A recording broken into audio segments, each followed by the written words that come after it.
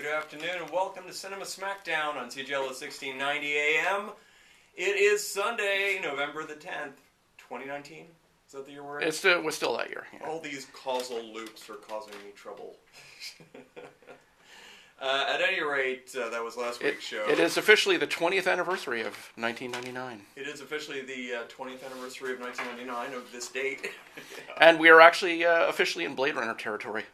Yeah, I heard we passed that date a couple of weeks ago. Yeah. Well, it's a vague November date, but, we're there. It doesn't take place in the future anymore. Right. Well, actually, you know what? I'm going to start off the show this week by playing our brand spanking new promo. We have a promo for our show, and I thought, why not just play it just for fun? Because our dedicated listeners are certainly not listening to any other show on this station. They're just listening to us, so we might as well give it a run. Does that work for you? Well, yeah, and plus we worked so hard on it by not saying a single word in the ad itself. So. I'm going to argue I worked kind of hard on this. Okay, sure. Here we go.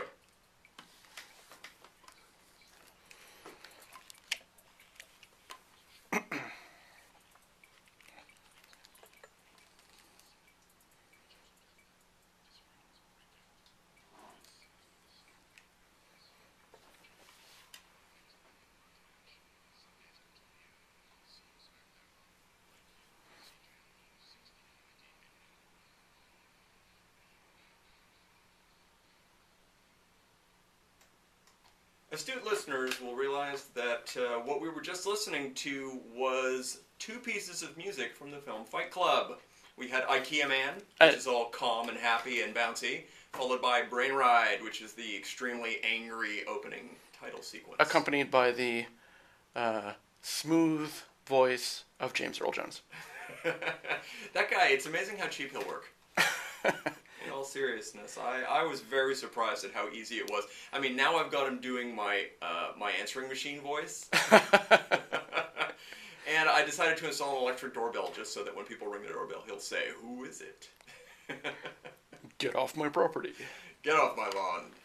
At any rate, that was our little our new promotional material, which I wrote, you polished, and then we had a friend of ours read, and then we had to score along with our station manager, who basically edited the whole thing together and cleaned it significantly and turned it into a nice professional piece. I'm very happy with it now. Having heard it, the very first time I heard it, it's kind of jarring because your own words coming at you, everything sounds a little off. But now that it's just something in the background... Well, as a professional screenwriter, I have to say I'm old hat at that. hearing actors mismanage what you have Oh, to say. God, indeed, yeah. I don't know what you mean. I've never watched one of your shows and thought, there's no way you meant it to mean that, right? There's no way you wrote this group hug to be serious. Oh dear. Remember when you wrote lines of dialogue for a minstrel character who proceeded to sing them all throughout an entire episode? Yeah, so when you say minstrel, it's not the medieval kind, not a minstrel act. I actually don't know what you mean when you say minstrel act. I only know the medieval kind. Okay. So whatever you're on about. Officially, he was a bard. Right. Yeah. And he proceeded to sing them, even though they were not written to be sung. Yeah, that was strange. Actually ran into that guy randomly on Mount Royal once. I had that moment of, oh my God, I recognize you from my episode, even though we've never met. And he knew I recognized him from across the street. Like, oh, there's a guy looking at me who recognizes me. And then I promptly avoided him. Because I'm famous. Which I'm sure freaked him out in some small way. I was really hoping that was going to end with, and they'll never find his body. Well, Mount Royal is a big place, and there's already a lot of bodies buried up there. So I've heard. At any rate, we played our promo, which has Fight Club overtures, and we are in fact going to talk about Fight Club today. We've burned 6 minutes of our show not telling you what the theme is. Today's theme is 20th anniversary of Fight Club. I recently stumbled on to a treasure trove of facts about the movie that even I, as a person who's listened to all the commentary tracks... Of which are many, oh my God. And many, many comments by the people who've made the film, still had not heard most of these little facts that I will bring up today. I have about 20 of them. Some of them take a whole minute to speak. But in 20 years, much has been said about Fight Club, much has been written about Fight Club. For something you're not supposed to talk about, a lot of people talk about it. I even own a book that is filled with nothing but essays about Fight Club. Yeah, there you go. Well, at any rate, it seemed like a good time to bring it up. You and I actually saw this movie together in the cinema in 1999, in late October of 1999. Yep. One of 3 times I saw it in October of that year because I immediately fell in love with the film. Yeah, so did I. I don't know if I saw it more than once in the cinema. We were a part of the very early cult because the film did not do terribly well on its initial release. For a movie that cost $67 million before... In 20 years ago money. Yeah, before the advertising budget, which was a substantial advertising budget. It did not recoup its money, but every single person involved in that film or who was involved peripherally or producers all said the same thing. Well, it's still going to make you immortal, having worked on this. It became one of the biggest cult films of all time, really. The DVD sales alone are just staggering. Yeah, considering how big a film it is kind of astonishing. I will start off with a quote that I had not heard before that perhaps you knew, but I really like this quote. During production or just after, Brad Pitt was heard to say, "This is the best movie I will ever be in." Yeah, truer words were never spoken. Well, true enough. I do remember a story of him telling Chuck Palahniuk personally when he visited the set, thank you for the best role of my life. Yeah, it's never... I mean, let's be clear. I enjoyed Ad Astra. Ad Astra is not Fight Club. But surely Once Upon a Time in Hollywood is. You brought up, of course, whatever that is. I've already banished that movie from my memory. It's gone now. Don't care. You brought up the name Chuck Palahniuk. Chuck Palahniuk is the novelist who wrote a book called Fight Club, and which was eventually adapted for film by David Fincher and a guy named Jim Uhls. And I my first little note about Chuck Palahniuk, at the time of Fight Club's film premiere, rather than being on the red carpet, Chuck Palahniuk was busy elsewhere collecting his murdered father's dental records so that they could match them to the charred corpse they had found. So there's some almost life-imitating art there. He was certainly in a very, very strange place at the time Fight Club was being released. Did he find the charred remains of his dental retainer in the ashtray of the burnt-out car? Well, that's what I mean. Inside reference. I watched the movie again last night, actually. Oh, dear God. Yeah, well, I realized it had been a long time, even though I've seen it many, many times. Mm-hmm. The last time I watched a film was 13 years ago. So that's crazy to me. I decided to refresh my memory. I tend to watch it whenever a human tells me that they think it's a movie about people punching each other and that's it.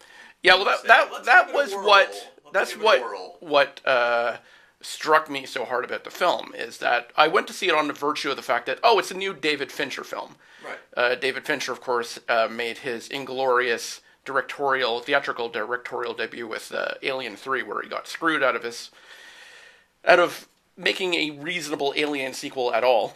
But then he really came into his own with Seven, his next film, which big hit. And then was The Game next? The Game was next, yeah. And then new film by this guy. I will go see that. The trailer was one of those trailers that completely failed to communicate what the film was about, because it's such a complex film about so many different things. It's just not advertiser friendly. Right. So they just kind of threw together a bunch of stuff, and as far as I knew, yes, it was a film about a bunch of guys punching each other. But it's like, okay, fine, David Fincher, I'm in, I'll go. And the first 20 minutes of the film were such a revelation to me, because I thought it was absolutely hysterically funny. Well, it is. It is. You sound like you're trying to defend it from a point of view that it isn't. Yes, because I've had the conversation with people. Fight Club is officially my favorite film of all the thousands of films I've seen. And I have literally had this conversation several times in my life where people will ask me, knowing how much I know and love cinema, what's your favorite film? And I will say Fight Club. And they'll say, oh, really? Why Fight Club? I said, well, funniest film I've ever seen. And they will say to me, Fight Club's a comedy? And I'll go, yes, it is. But it is a very particular, extremely dark sense of humor, which just happens to be my sense of humor. Yeah, it speaks to me on that level. So I wasn't expecting to be laughing my ass off for the first 20 minutes of the film, just as it's even just as it's in its preamble. It's a comedy that embraces nihilism Mm-hmm. and does it in such a way that is really addictively entertaining. And that is Yeah, and a very even though the special film thing. takes a lot of liberties with Chuck Palahniuk's original book, Chuck Palahniuk's sense of humor is consistent throughout the film and consistent throughout his career. Well, I would argue that from that movie, we got a more refined Palahniuk voice, because his books that follow it are actually more like the Fight Club movie than the Fight Club book itself is. Survivor is far, far more like the Fight Club movie than it resembles the Fight Club book. Yeah, and Same with Choke. yeah, Choke in particular, and Choke being the only other full-length book of his that has been adapted into a feature-length film. Yeah, although not nearly. It's had a number of... No, exactly. The problem with Choke, more than anything, is it just does not have that Fight Club budget. And there's stuff in Choke, the book, that needs that kind of money. Particularly, I'm talking about the mutant chickens. I do not remember Mutant You don't Chickens, and I've read that entire book more than once. Oh, really? Okay. It says Chuck Palahniuk's style is very much, I will put you in a position and you will be wondering what the hell is going on. And the main character in the early pages of the book is described as wearing a powdered wig and going around some old town, and there's mutated chickens everywhere. And it turns out, he lives in or it works in a colonial town type recreation. He's wearing a powdered wig because that's period piece, and the chickens are mutated because there's a hatchery, and the school kids who come to visit shake the eggs. Yes. And they damage the chicks inside, and so they end up being hatched as these mutant But chickens. let's be clear, that's one paragraph. No, I know, but it's such a surprised I didn't visual remember it. cue that if that had been consistent throughout the film, but you need a CG budget to do that. Here's the thing, the movie Choke has the perfect cast. It is perfect in so many ways. It's Sam Rockwell and Angelica Houston and several other people who are just bang on right, and then it's kind of mediocrely directed Yeah, and scripted. It should have been 40 minutes longer, at least. Had a stronger narration voice, which is what Fight Club has. It is an entire first-person book as well, so it really needs a little bit more of that. And there's a lot more internal stuff in the novel, which is just left out, so you just get the events. And just doing the events of a book like that... Yeah, you kind of get the impression that the something. director was trying to not be accused of doing Fight Club again, but it would have benefited from that approach. It sure would have. We'll be back in a moment after these ads.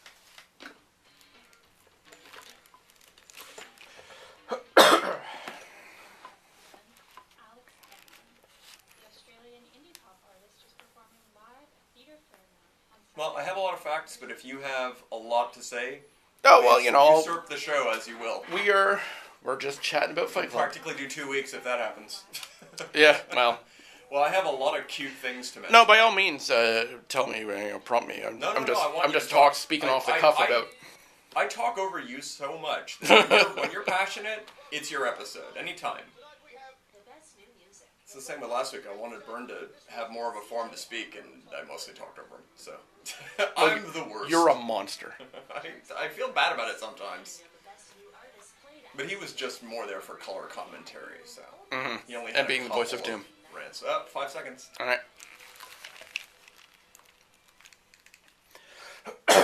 And we're back on CGL 1690 AM. My name is Michael Brody. I'm joined today by Shane Simmons, and we are talking about the movie Fight Club because it's the 20th anniversary of the release of this brilliant, weird, nihilistic, wonderful film that is embraced by so many and also outright hated by so many. Yes, one of the great things about the DVD release of Fight Club is that it included a booklet that had snippets of all the reviews of Fight Club, both positive and negative. Yeah.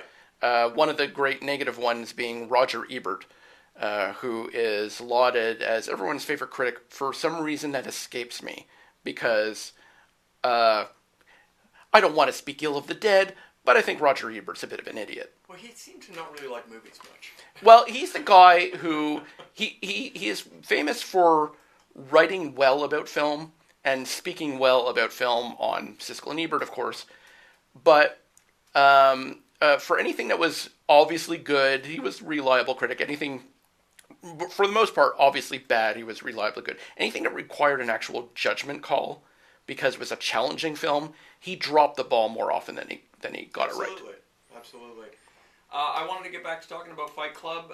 One thing I did not know about is there is an infamous incident the Friday before the film was released. Well, the Friday the film was released theatrically in the United States.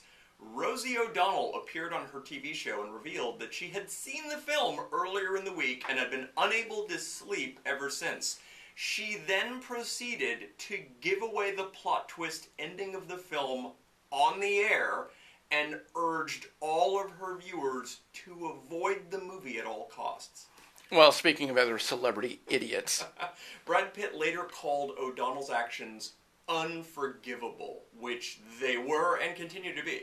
So, yeah, that's I had never heard that. No, I wasn't aware of that, and that you know, is an incredible middle finger. I could have started hating her so much earlier. Yeah. At any rate, so that's one of the many weird Fight Club facts. Yeah, you gotta love the people who, you know, see a movie of obvious quality, but don't like it for whatever reason, and that's fine. You know, I am perfectly content for anyone to tell me to my face I despised Fight Club, but to deny that it is an extremely well-made film. I mean, even Roger Ebert readily admitted this is an extremely well-made film, but I hate it. Right. Fine. That's a reasonable opinion to have about a film, but to go around and try and ruin it for people because you didn't like it is a despicable act. That happens to me all the time. I see stuff and I say, wow, this is really, really good in the sense that it's well made, it is the vision the filmmaker had, and the actors are doing great, and I'm not enjoying it. It happens all the time. And likewise, I will see something that is an utter piece of trash, and I'll know it's trash, but it tickles my fancy in some way, and I will say, yes, this is a terrible movie I quite like. Yeah, absolutely. It happens. I'm a big fan of both of those points of view. What I don't like is when critics or other people just say something is bad. Across the board, it is bad. It's like, well, that's subjective, sir. There is a film critic who used to work for the Montreal Gazette years ago, and I can't quite remember his name, which is fine because he's dead, and, you know, again, I will try not to speak ill of the dead, but I was reminded just in this conversation that he was the guy who ruined, in his review, the original Terminator's ending. Wow. For me, impressive. Before I saw the film. Just because, well, I didn't care. He didn't care for it back in 1983, was it? Four.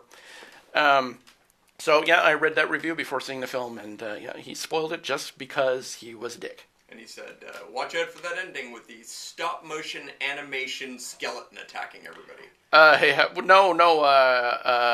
He even got to the trash compactor, or the not the trash compactor, but wow. the metal press. Remember the old days when you could kill a Terminator with a metal press and not 400 explosions? Oh, yes. Spread out over a 2-hour movie. These days, you need the entire Hoover Dam to kill a Terminator. Oh, terrible.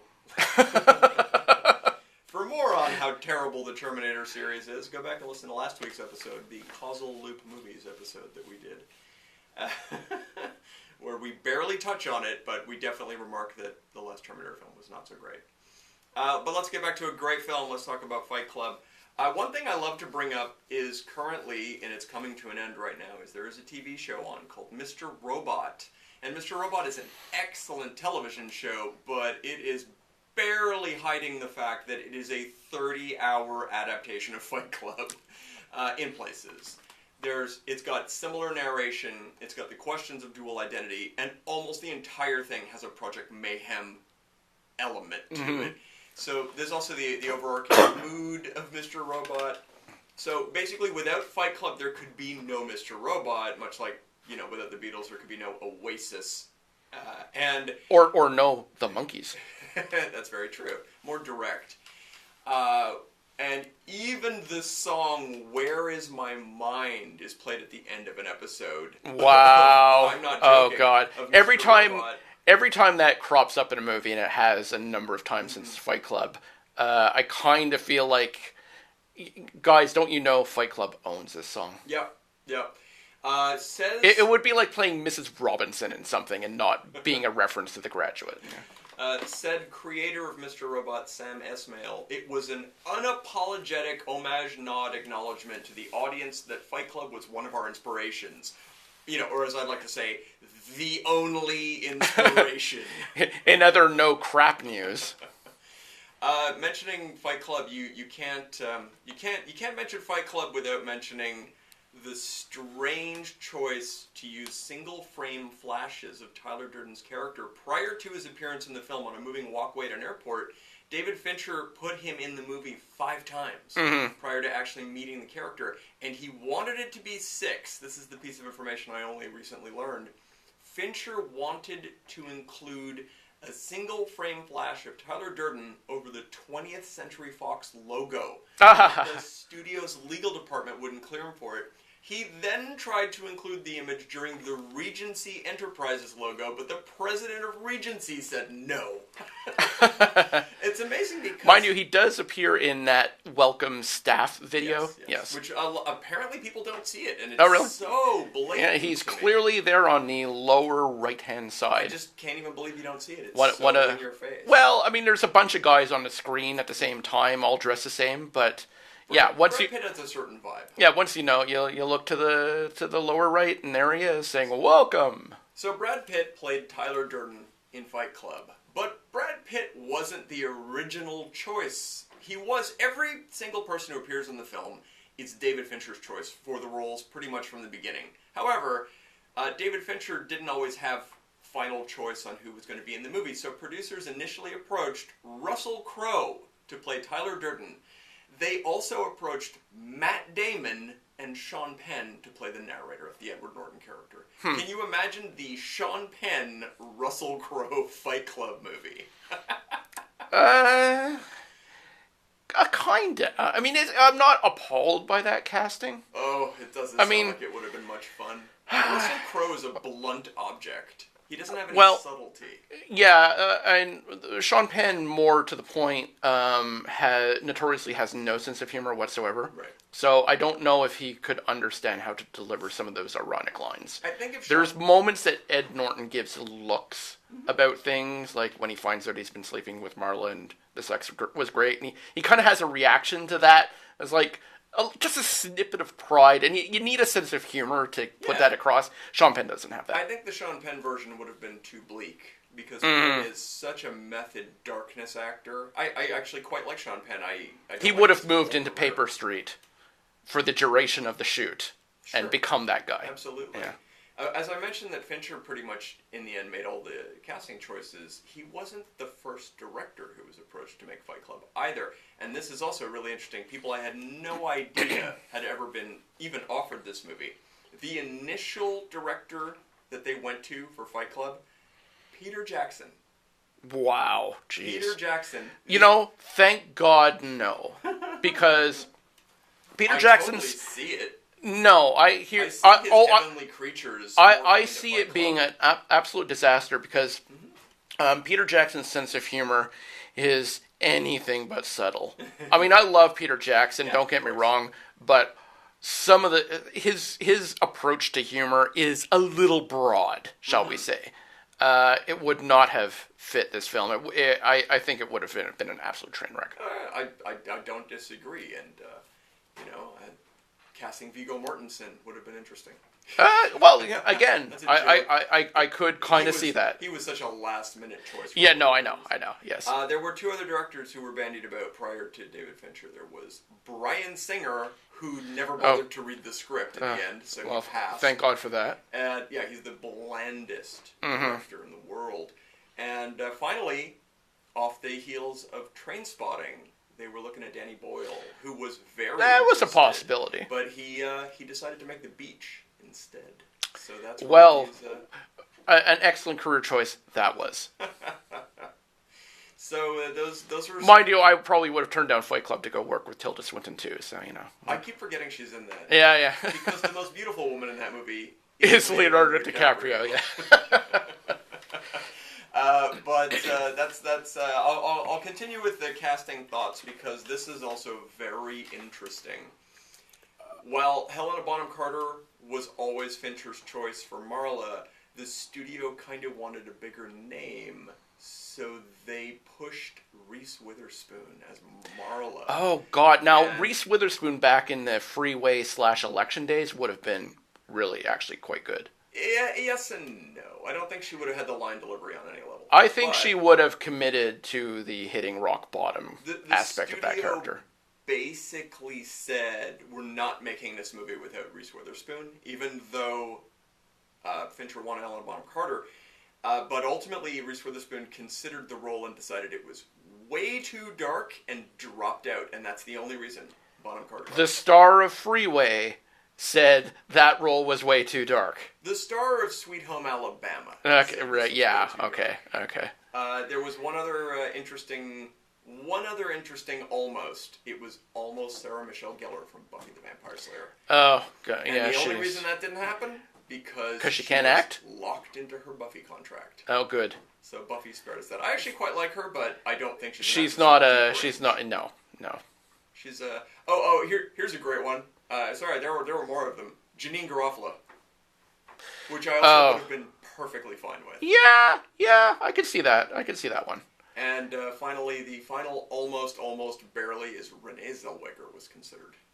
Oh, thank God, no. Considering how her career now, she might have been an interesting choice. She pretty much is Marla Singer. I wouldn't want Marla Singer being played by a Cupid doll. She's not a Cupid doll anymore. No. She's very convincingly She's been in the witness protection program and has had major facial reconstruction surgery. She is very convincingly playing Judy Garland at the last month of her life. she went native on that one. She really looks like she has a few weeks to live. Now, mind you, I was never a big Helen Bonham Carter fan either. So if you told me, by the way, she will be the female lead in your favorite movie, I would have said, you are kidding me. However, as we've both said, Fight Club gives her a get out of jail free forever card with us. That's why you're such a big Harry Potter fan now. In a weird way, she's probably my favorite element of Harry Potter, just because, hey, I remember you from Fight Club. Oh, I mentioned Renee Zellweger has recently played Judy Garland in what will surely be an Oscar-nominated role. But it's funny that, in fact, Helena Bonham Carter said many times she based her Marla Singer on Judy Garland in the later stages of her life, which is what Renee Zellweger just played. So that's very funny. Yeah. Well, I can't wait until they take the Best Actress and Best Actor of this year and team them up in a buddy picture, Judy Garland and the Joker. That film I want to see. I feel Talk about hitting bottom. I feel like one is constantly playing the other. Does that make sense to you? I think that's kind of a Fight Club movie in and of itself. They're both divas. Yeah, they're kind of on the same wavelength, at any rate. I saw those movies, by the way, the Joker film and the Judy movie, about a week and a half Oh, you've apart. seen the Judy film. Okay. Oh, I saw it. Yeah. Far superior to the Joker. Not joking. And there is a line in which they definitely cross paths in their role choices and logic. Definitely. I wanted to say a spoiler, but I won't. Okay. I'll do a less of a spoiler and say, that scene where Judy Garland shoots a bunch of guys on a subway. Yeah, that's not a spoiler. There are no spoilers for the Joker movie. Let's be fair. There's no it's not a spoilerable movie. It doesn't have great twisting. Everything is pretty straightforward in the Joker movie. It's not reinventing any wheels. I know you despise the Joker, and I quite enjoyed it. It's only the most derivative film I've ever seen. Yeah, the funny thing is, I've told people in some ways, and I won't say it's anywhere near on that level, but the Joker is kind of this year's Fight Club in that it has that same sort of. This is about a disaffected 30-year-old-ish guy, and his quest to hit bottom. Yeah, if that 30-year-old guy was 48, sure. Yeah, well, I mean, they say things in the film that suggest he's 30-ish. The timeline is 30-ish. However, he's had a hard life in that film, so the fact that it's Joaquin with his hair dyed brown to get the gray out,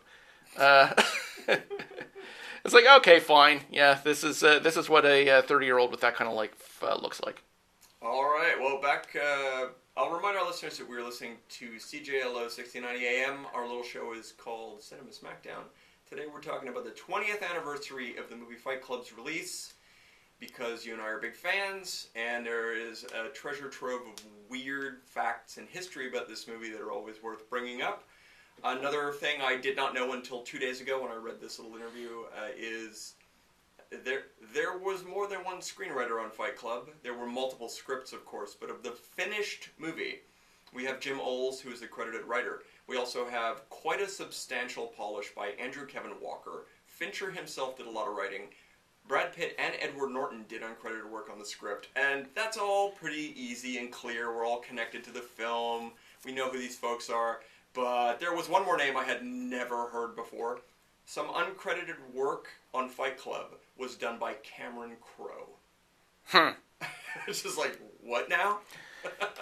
As long as you don't tell me that at some point it was script doctored by Tarantino, I'm happy. Yeah, that's a bit rough. No, you can usually feel his fingerprints. Or Carrie Fisher. That's another frequent script doctor of Hollywood. Had no discernible style, but when Tarantino works on something, suddenly everybody's buying vinyl LPs. Yeah, or waxing nostalgic about Silver Surfer comics. Exactly. Both of which are scenes I quite like in those movies. They're pretty much standouts to the films that are just okay otherwise. Here's a fact about Fight Club that is true or not has been bandied about a lot lately. Many people, including Chuck Palahniuk, mentioned that he pretty much coined the term snowflake to describe a generation that is easily offended by opposing worldviews, stemming from the line, "You are not a beautiful and unique snowflake." And wow, that word that really has certainly, on yes, a meaning, hasn't it? It sure has. In fact, Generation Snowflake has their own interpretation of Fight Club, which I completely disagree with. Fight Club is one of those films that's so complex and in many ways ambiguous that the reason I think more people aren't upset by it or offended by it is that it tends to inspire people to see what they want to see in it. And one of the things I've heard the current snowflakey people read into it is, it's a film that is decrying toxic masculinity, which I completely and utterly disagree with. I think in a weird way that this is violence and all, warts and all, a celebration of masculinity, as few films have ever been. I think it's a little bit of both. Frankly, I see it from both sides. I think it is simply. I am so loath to just say a movie has a message and this is the message. Fight Club has 150 ideas. Yeah, as a piece of satire goes, the closest thing I compare it to as far as American satires is the work of Paddy Chayefsky. However, Paddy Chayefsky tended to pick a topic and do the whole film about that topic, whereas Fight Club is about so many different things. Yes. It is relentlessly satirical, but it is satirical about dozens of different issues. Exactly. And I mean, Fight Club definitely embraces the whole, I have no purpose, so, wow, I got punched in the face and it kind of felt good. It leans into that. It does not say, only a crazy, terrible person would be into this. They basically say, take a step back and realize you might actually enjoy letting your adrenaline run wild. Yes, asked about it years ago, about what people find offensive about Fight Club. Chuck Palahniuk had an interesting take on it, saying that he thinks it's not the violence in Fight Club that people are upset by, it's the fact that it is consensual violence. Right. And that's interesting because I also tie that into one of probably my single favorite Chuck Palahniuk story. It's a short story. And I know this isn't one of your favorites, but it's certainly my favorite. It's called The Nightmare Box. And I think that's similar in that it is a horror story that is about consensual horror.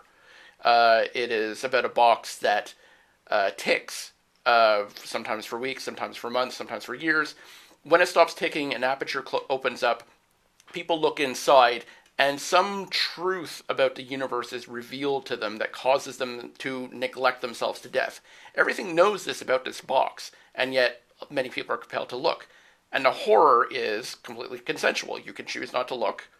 And the story is about asking you, well, would you look or not? Knowing that you would most certainly just neglect yourself to death after knowing whatever it is the Nightmare Box has to tell you.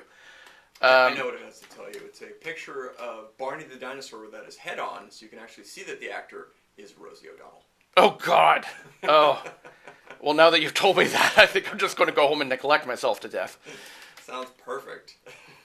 So, yeah, the idea of consensual violence and consensual horror is an interesting thing that I'm sure does upset some people, but not me. I'm kind of fascinated by that. No, indeed. Let's see. Here's another interesting piece of information which can take us down a rabbit hole. David Fincher had another project on the burner that he dropped in order to make Fight Club, and that other project was he was going to direct 8mm. I mean, that I can see too. Well, I mean, it's directed by Joel Schumacher, doing his best attempt at David Fincher and not really making it. It's another Andrew Kevin Walker script. I know that you're fond of that movie, but myself, that just feels like an incredible missed opportunity movie. So much of it I find doesn't work. Even though it has moments I like, it doesn't work for me. I like Joel Schumacher when he's making very dark films. So Falling Down is good Joel Schumacher, and 8mm is good Joel Schumacher for me. Batman and Robin, however, not good Joel Schumacher. I don't know, it's the darkest film I've ever seen. It certainly is nihilistic. It certainly is. It dragged George Clooney's career down a hole for quite a while. But yeah, I could certainly see Fincher directing 8mm as being a good choice for that film. Well, yeah, I mean it's also one of the rare Nicolas Cage performances that doesn't go. It gets extreme, but I don't think it goes off the rail in ways that we've come to expect Nicolas Cage performances to go off the rails. Well, now his off the rails is watching him overdo it at the catering right before his scene.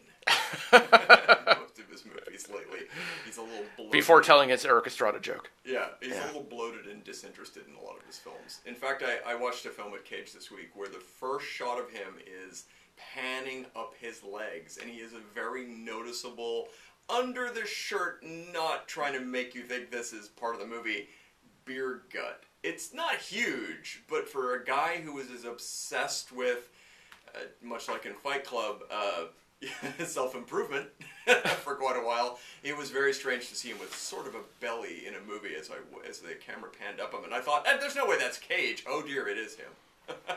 Well, he's got to be, 74, 80 at this point? He's somewhere in that range. Yeah, okay. He's still playing 28-year-olds, though. That's what's important to him. What else have we got here? Here's an interesting mini fact that I always just took for granted, because when I heard it in the film, I just thought, sure, that is what that is. And no, it turns out it's something Chuck Palahniuk made up. I had no idea.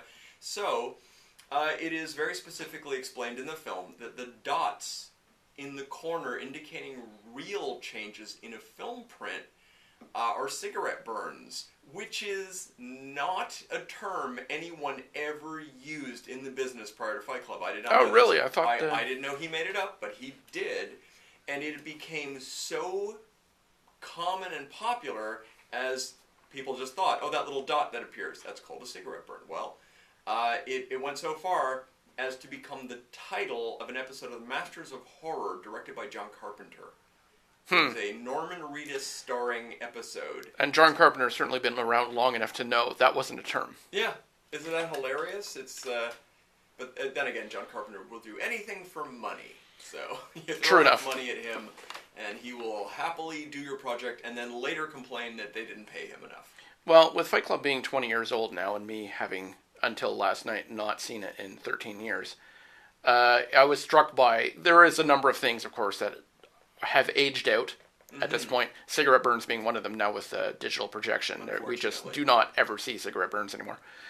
And there were a few other things that struck me. It's like, oh yeah, Star 69 is not a thing anymore. I don't know. Is it not a thing? Does it not exist anymore? Well, everyone has cold displays, so. Not everyone. Pretty much. Anyone who matters. Right. Well, certainly. Anyone who is in the flotsam of society. Well, we all know what it is. I think it's still a known enough phrase. It's not something that people will go, I don't know what you're talking about in the scene, but it has moved on, much like the running the big industrial magnet over videotapes at Blockbuster. That what does that mean? Well, exactly. What would the internet that has all the TV and movies on it? What is this magnetic tape you speak of? Yeah. Well, I mean, look, you and I grew up in an era where we watched old black and white movies, and people would give their phone numbers out as Klondike 5 322, and you'd say, as they're talking on their candlestick phones. Yeah. And we weren't sitting there saying, "Why? What is this science fiction?" Yeah. Things. Yeah. Well, to today's generation, that stuff would be almost steampunk. Yeah. Yeah. Well, so are videotapes. Any other thoughts on things that have aged out that were in the movie? Beyond a few things like that, I have to say, it has aged extremely well. It is still a very potent film. Fight Club came out in the era when everyone was just angry and astonished that Starbucks was taking over the world. So there's a significant amount of Starbucks in the movie. David Fincher has been quoted, and I've never watched the movie with this in mind, but he's been quoted as saying there was a Starbucks cup visible in every shot of the film. Well, the prediction that corporations will eventually name planets has yet to come true, but I'm sure that's still a pretty good prediction for the future, that there will be a planet Starbucks. I don't remember that being in the Fight Club novel, but it is such a Polinick joke to say that corporations will name planets, as he does a very similar thing in Survivor for naming future drugs. Someone shows the main character a suitcase full of pill bottles with all the future names for drugs that have not yet been invented, like cancer cure names. And they're trademarking all of these names in advance. Very similar kind of corporate ideas. Oh, it's kind of like camping websites. But my point about Starbucks was it hasn't gone away, and it is still the colossal, scary juggernaut that it was then. Yeah, it certainly hasn't suffered the Blade Runner curse. All those corporations mentioned are still a thing, as opposed to nearly all of them, with the exception of Coca-Cola and maybe one or two others. Notoriously, all the future tech corporations who we thought would still be around come 2019 are long gone. Well, considering that Blade Runner came out in '82 and is a far future movie, and now that far future has come and gone, and none of that tech exists. Yeah. Where is my super duper camera zoom in on a photo beyond any realm of believable pixels machine? Right. Well, we do have ultra high def, so. That's pretty high def, I gotta tell you. But yeah, we haven't heard much from Atari lately, and Texas Instruments isn't lighting up the stock market anymore. It is pretty amazing, but if you have a bunch of companies no one recognizes, it just adds to your science fiction allure, doesn't it? All of those names sound so futuristic. Texas Instruments. When Texas becomes its own nation, of course. Any day now. All right, we're going to take a quick break again, and when we return, we will continue with our coverage of the all-important 20th anniversary of Fight Club.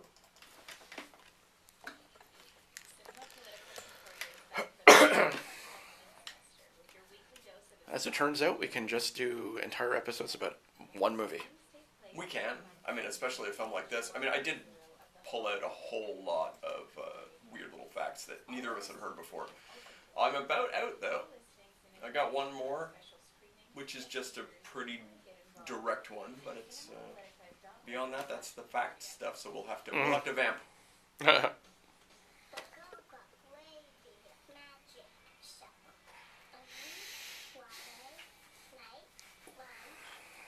Wow, there's a baby talking right now.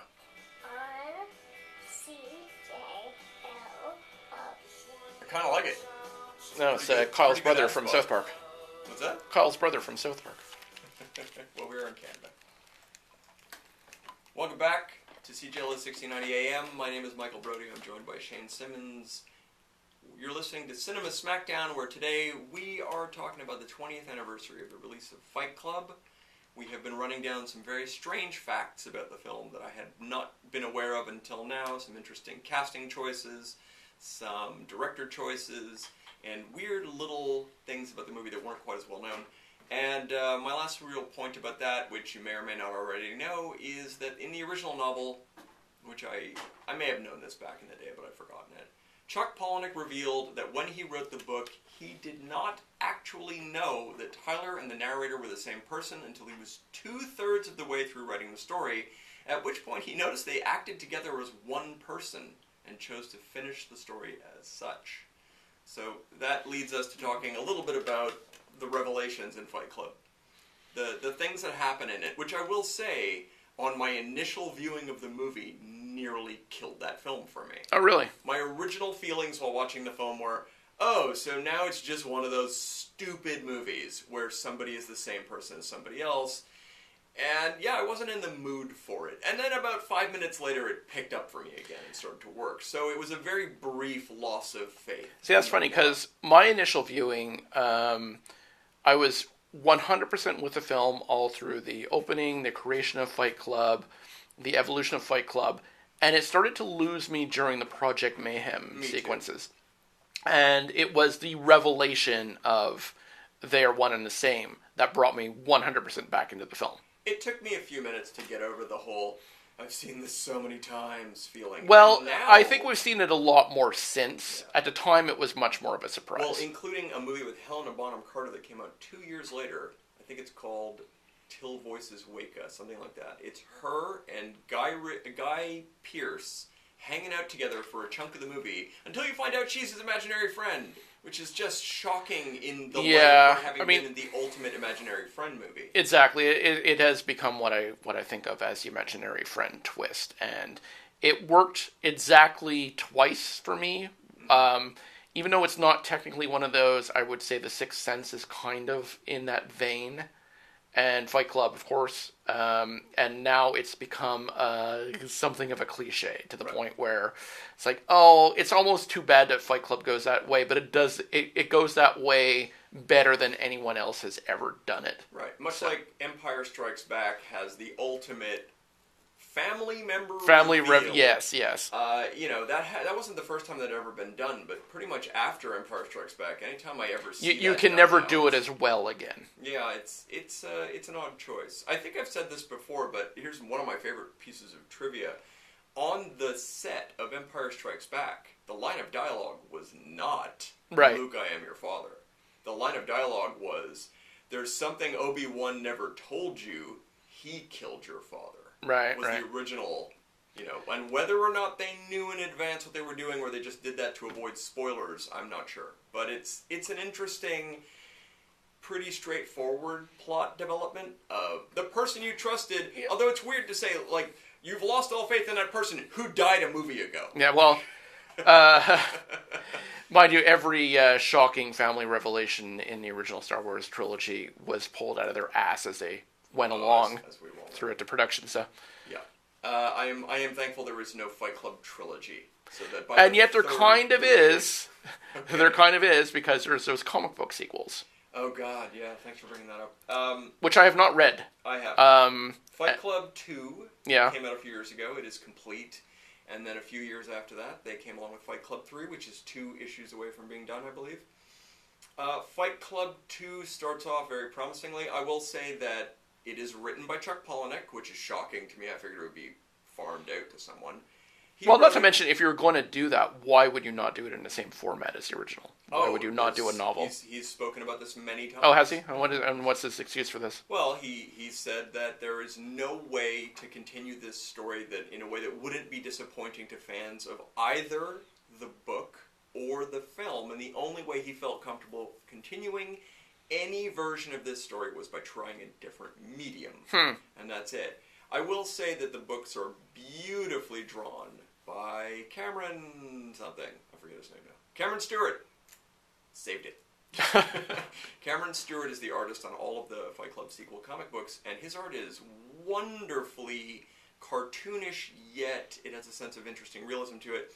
And there was a mandate from on top of these characters cannot look like Edward Norton. Right, yes, they did not have the rights to do that, yeah. They went a very interesting way with them. They have a more generic look, but it works quite well. They have the right looks, I'll say that for them. And even the Marla character just is very different than you would expect.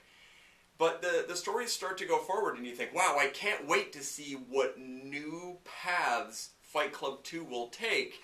And you get about 2 or 3 issues in, and you go, it's the same path. It's the same concepts. The same revelations happen in order. There is repetition of many of the same Project Mayhem concepts, and you say, you don't have a sequel. There's no sequel here. You don't have anything to say. You're just repeating yourself. And then he makes the cardinal sin. He commits the cardinal sin. Palahniuk brings the book fully into breaking the fourth wall repeatedly, And, which I admitted, they do a touch of it in the Fight Club movie. But he breaks the fourth wall to the point where Chuck Palahniuk becomes a character who visits the story of Fight Club 2. Oh, dear. Which makes you want to crumple the comic book up and throw it across the room. It's just self-indulgent and lazy. Oh, dear. And so I didn't love Fight Club 2. It's readable. I was interested in it. I read the whole thing with some interest, but it doesn't feel like it had anything important to say. And then he announced the Fight Club 3, where he proceeded to repeat the same experiment of repeating almost identically the structure of the story again. And whereas the original Fight Club has the people dying of cancer plotline, where we visit that group of people and we learn a little bit about them and some of the sufferers, the Fight Club 2 has progeria children. So we have a bunch of old men and women characters who are actually only about 8 to 12 years old. Mm-hmm. It's not great. Uh-huh. Chuck Palahniuk, one of his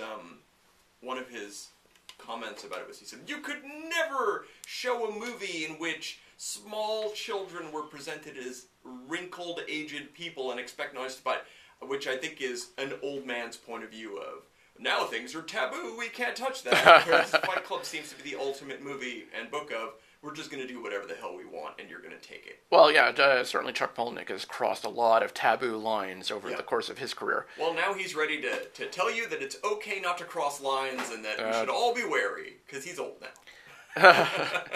Now, this is not to denigrate much of its material, because he has a lot of very strong books in his bibliography. However, he also has some stuff that, once he became super successful, I followed his career very closely for quite a while, until some of the stuff, I hit a book or two that I thought was a bit lazy. Well, I would say more than laziness, most of his later books are just writing experiments. There's that too, yeah. Pygmy is certainly a writer experiment. Yeah. There's a lot. There's Pygmy, there's the book he wrote where a woman is an assistant to a famous writer, and it's just a writing experiment of constantly referring to an old Hollywood group of people and all of the intertwining relationships they had for hundreds of pages. The one that lost me was Damned. Oh, Damned. Yes, Damned I didn't. Yeah, actually, Damned was the last one I read. Mm-hmm. It's fine, but it's fine, but it didn't. Just a list of things. It didn't grab me, and the one that really injured my opinion of him for a while was Snuff, which I thought was a short story crammed into the size of a full-length novel. Right. Interestingly, that's supposedly in development as a film, which I can't see at all, but it's just an excuse to do vignettes. Supposedly, they're working on a film version of Lullaby and Snuff. And I've heard Rant bandied about. I've heard a lot of them being bandied about his films. He's one of those guys who became extremely popular very suddenly, and I'm sure everything he's written has been optioned. Mm-hmm. But how much of it will actually ever get made, I don't know, because his Fight Club is a very unique lightning in a bottle film. Mm-hmm. And as we saw with Choke, you just, even if the material is there, there's this mood to it that I don't know if you can even assemble a team to do a decent job of it anymore. Mm-hmm. What's interesting, actually, to me, is that Choke is written and directed by the guy who wrote What Lies Beneath, the Harrison Ford, Michelle Pfeiffer murder mystery movie. Right. Which is not a bad movie. I don't love that movie. But it is slow burn and has mood, something that is lacking from the Choke film. I find it's not slow burn enough. Well, yeah, but I mean, the movie was directed by Zemeckis, so... Yeah,